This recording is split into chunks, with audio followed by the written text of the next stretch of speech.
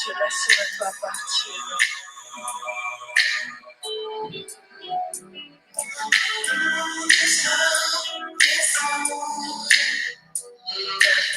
I won't let you go. This love is so that I won't let you go. Taking time to show my love for you. No. I know I can't rock that forever, but it's Valentine's Day. I just wanted to put that one on there. It's one of those songs that I don't know if when you start talking about love and all that it encompasses, that I'll be sure that first album he had was pretty much a one that everybody kind of got into. It's just trying to get you into the Valentine's Day mood. How y'all doing out there today? This is your Uncle Steve here in Atlanta, Bird Gang Land. How's it going? Also on Uncle Steve's Lounge on YouTube. Here joining you one day after the Super Bowl, Valentine's Day. Hopefully everyone got what they were supposed to get today. But it's interesting. Los Angeles Rams come back and do what they do. They win the game. They defeat Joe Cool and the Cincinnati Bengals. Great run from Joe Cool. A lot of people, it's always interesting. I mentioned this one time before, when you get to that game and Joe Burrow, it was, he just won the national championship 2 years ago. So for him, this is old hat. He's a winner and he'll always win and all this nonsense. And I just tell people, I say, just be careful, because we always go back to the Dan Marino example. When Dan Marino went his second year and broke all the passing records, Joe Burrow wasn't even in that category. And the thought process was, man, this guy is so great. He'll continue to go, keep the winning going and keep the Super Bowls going. And it'll just be a battle of him and Joe Montana for the rest of his career. And Marino never made it back. Matter of fact, I'm trying to think. I think he made it back to the championship game. I think once at least, but never got an opportunity to go back. Now, does that kind of stall his greatness? No, not at all. Dan Marino is a Hall of Fame quarterback, and there's pretty much nothing anybody can take away from that. Dan Marino is Dan Marino. But for Joe Burrow, is that the last chance? I mean, think about that AFC gauntlet he went through. Now, I say went through. Team-wise, they went through Tennessee. And then, first they went through the Raiders. Then they went Tennessee, and then they went on the road and beat Kansas City in Kansas City, which is a huge upset. And, of course, lost last night. But what do you think about his prospects of getting back? Mahomes is not going anywhere. Josh Allen, who everybody seems to have forgotten in the last week. Josh Allen, who was one more possession away from possibly being at that same position that Joe Burrow was in last night, had they gotten past Kansas City. I look at the quarterbacks like Justin Herbert in San Diego. Are they going to be San Diego? I know it's the LA Chargers. I don't know why I keep saying San Diego. LA Chargers. But are they going to be someone who is a team to be reckoned with? Or don't forget, Lamar Jackson is coming back. Lamar Jackson will be back and hopefully healthy, and he'll be motivated. I don't think he doesn't have a contract right now, right? So to come back and run the gauntlet again, that would be something else. But for Joe Burrow, just don't think automatically he's supposed to go back just because they got there the first time. Good team, though. Good team. What's going on, Christian? How you doing today, sir? Thank you for joining us in the lounge today. I wanted to talk a little bit about the game. Really, it's to me, it's not a lot. Um, I just think it was a very good game for a neutral fan. Very good game. Uh, had its ebbs and flows for a minute there when Odell Beckham went out. I was really saying to myself, wow, this game is going to be lost on an injury. And that's the one thing you don't want. You don't want um, for there to be, well, if that person would have been hurt, then this happens. I know that's the nature of football, though. You get injured and it is what it is. So after all is said and done, when the Rams won, you don't have to lean on that. Matthew Stafford, you know, did what he had to do in the last minute. So give him a lot of credit. Came from a Detroit team that was stuck in the mud, not going anywhere. Took his talents to LA and took basically an all-star team and rolled them to the championship, i.e. Tom Brady. And good for him. But Stafford, we remember here in Georgia, high recruit. Everybody thought he was going to take Georgia Bulldogs to the promised land. Didn't quite work out that way. He was really good, though. Number 1 pick overall. No doubt about the talent. And with Detroit, didn't have the greatest of fortunes. I'm going to get into that in a second. But for him to go to that team and be able to lead that team of veterans, because remember now, when you think about it, Jared Goff took pretty much minus Ramsey, basically the same team. I know Odell wasn't there. But it's not like Cooper Kupp, Robert Woods wasn't a formidable duo receiver-wise. Todd Gurley was kind of hurt that year. That was kind of a iffy thing. You know, they kept talking about whether he was healthy or not, and he obviously was not, as we found out personally, was not all there with his knees. Hopefully, he'll move on. But I think it speaks well that if you have the means to construct a team to win now, it can be done. It happened in Tampa Bay. Tampa Bay was probably a little easier. Tampa Bay, you had arguably the best quarterback or the best NFL player in history join your team. That becomes your sale pitch to all the free agents who probably could have gotten bigger money other places, but they decide to go to Tampa and go with Tom. And Tom, of course, leads them to the championship. This is a little bit different. Basically, the defense was set.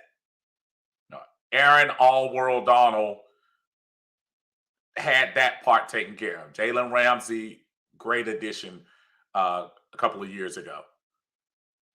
Leonard Floyd still in place. Great addition of Von Miller coming in this year.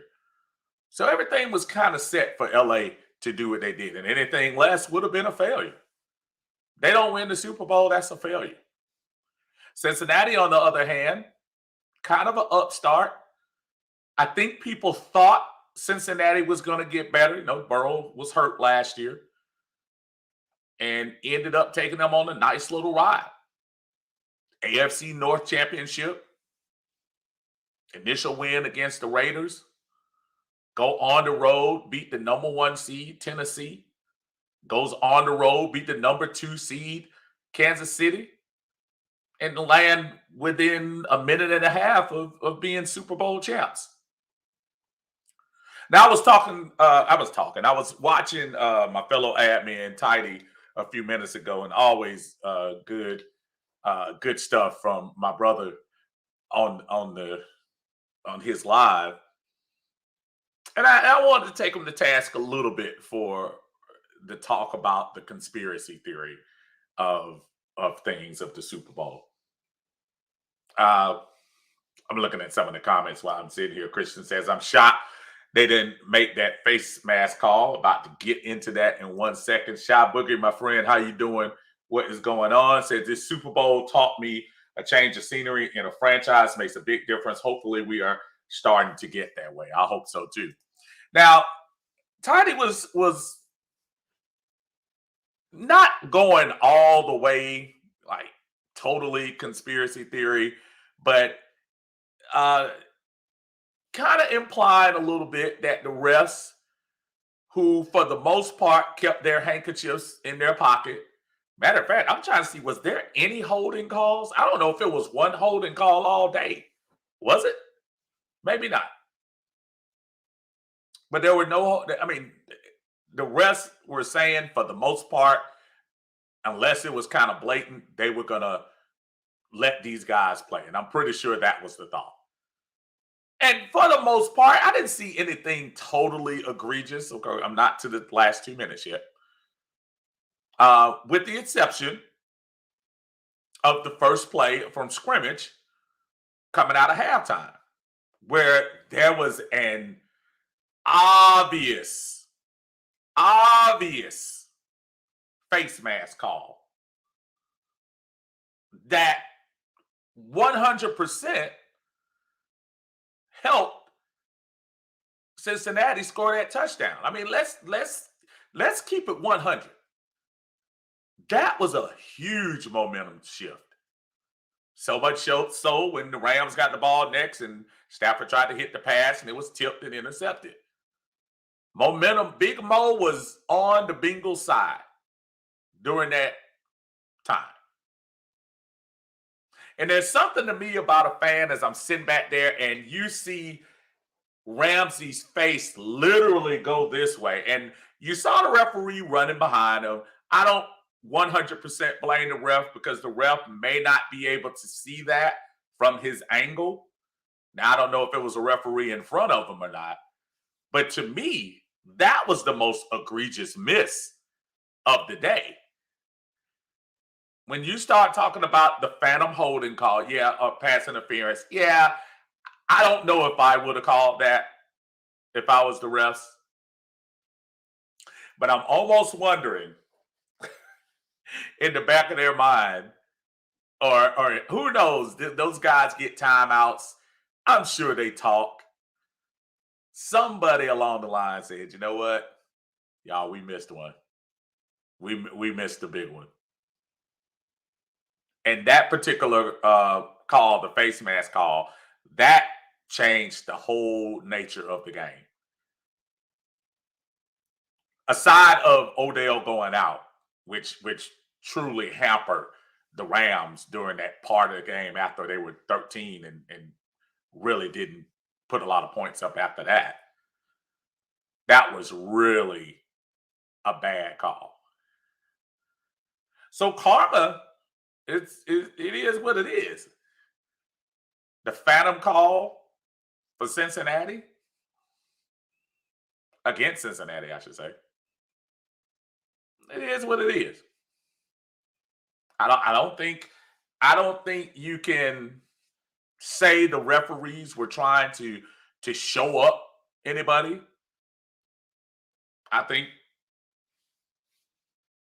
it was just a missed call for a missed call. If you're gonna sit there and point out that call, and I don't hear you say anything about the face mask call on Jalen Ramsey earlier, then you have to balance that out. I don't think it had to do with last second show me or I'm not, we're not doing anything right now. Just no. I think that's what it is, to be honest with you. Christian says there was one holding call on the Bengals. Oh, okay, I didn't realize that. Yeah, I mean that.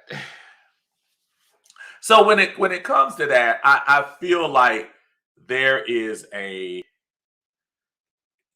an underlying thought that, hey, the refs were in their pocket? I don't think so. I think that just happened to be a blown call. Sometimes you make blown calls.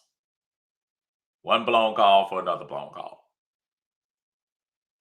And the Rams end up coming out on top. Now, the other thing which seems like it's been the buzz thing for today, is the Matt Stafford versus Matt Ryan comparison now. Listen, Matt Stafford has the bonus points. When you start talking about careers and what you've accomplished, that Super Bowl championship holds some bonus points in there. It really does. So I went back and I started looking, and I looked at what I see as far as the stats are concerned. And I'll pull them up here for a quick second. As soon as I share this thing. But it was interesting to me because I do see the point where, look, you can be mad about Matt Ryan today and what he doesn't do for the team, but the numbers don't lie. So let's look at this real quick. I'm gonna make this a little bigger so y'all can see. Come down a little bit. There we go. These are the stats of Matt Stafford. And if you look at the whole thing right there, Matt Stafford, the thing I want to point out the most is this right here. 85, 95, and 1. 85, 95, and 1. That's not good. You look at Detroit along the way, had went back-to-back 9 and 7 seasons the year we went to the Super Bowl. But other than that, Matt Stafford has not been great in leading his team. And yes, he's had a lot of he kind of runs into the same situation as Matt Ryan. Yeah, he's lacking in some help. But at the same time, this is the guy that I heard Chris Collinsworth say yesterday. This clinches the Hall of Fame from him. And I just look at his numbers. 86 for 95. 86 wins, 95 losses. He'll basically 50,000 yards next time he throws the ball. 323 touchdowns, 161 interceptions. I don't know if Matt, I don't know. That's not good. Then, of course, the postseason, he had the 4-0 run this year where you won the 4 games.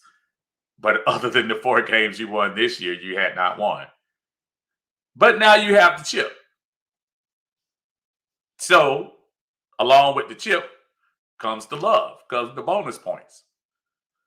Let's flip the script to Matt Ryan. And again, this is somebody who can't stand the Ryanite, all that mess. Matt Ryan, you gotta point it out. 120 wins, 102 losses. That's 18 games over 500. Folks, Matt Ryan can go 0-6, 0-17 and will still have a winning record. We can't deny that. 1, 2, 3, 4, 5, 6, 7. And I'm talking about overall. I'm not talking about recently. Recently, obviously, he hasn't been that great. 367 touchdowns to 170 interceptions. See that yellow right there? That's an MVP. In Matt Stafford's best year, as I go back here, Stafford's best year was in 2011 when he threw for 5,000 yards, 41 touchdowns, 16 interceptions.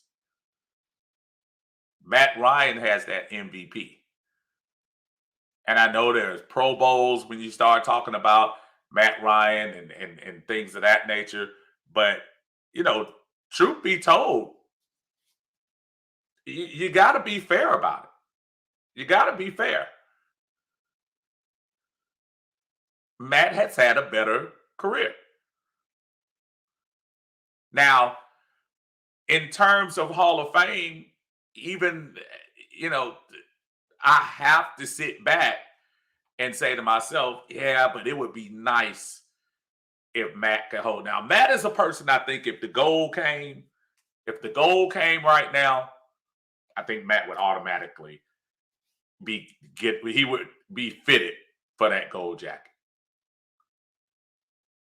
But to just automatically put the gold jacket on Matt Stafford because he was put in a situation where pretty much you had the perfect storm, had arguably the best defensive player on your team, the best defensive player in the NFL on your team. You had, before he got hurt, two of the best wide receivers out there. Your running game, which actually disappointed you yesterday, your running game was garbage, but for the most part during the season, you were still doing your thing. But I just, there was just something there that I just don't understand about that. The argument that Matt Stafford should automatically jump to the front of the line because he has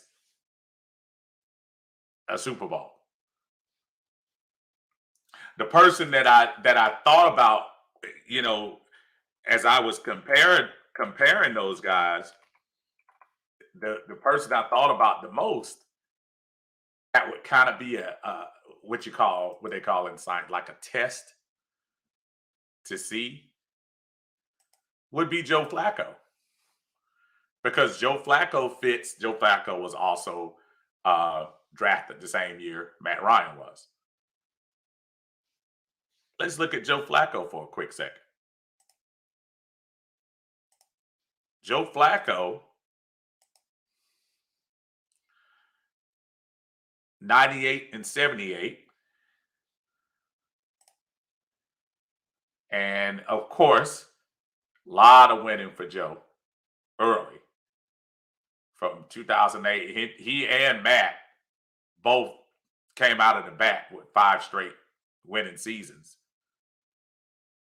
And then he had one little blip in 14 and then in 17.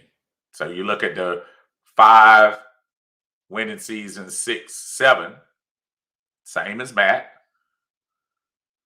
Look at the numbers, 227 touchdowns to 144 interceptions. Definitely Matt has outdone that. He only has 41,000 yards. Now, let's also keep in mind he had worn out of his welcome in 2018, though, when they weren't being successful. Is Joe Flacco Hall of Fame? I don't think so.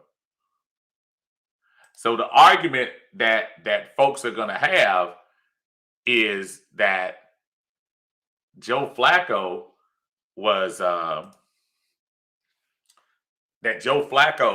has the championship. So because he has the championship, that automatically makes him go to the top of the list. And I just don't think that's true. Joe Flacco, Matt Stafford, now you got to show me a little more. So while this is a great accomplishment, you can't take this away from him. It would have been interesting if you got the MVP, but they gave it to the right person. I actually thought Aaron Donald should have been the MVP myself. You don't do if Aaron Donald and company, and really you got to say Aaron Donald because he was pressuring Joe Flacco basically every second play in the second half. So you take that out the mix. I mean, those guys, Aaron Donald to me should have been your MVP.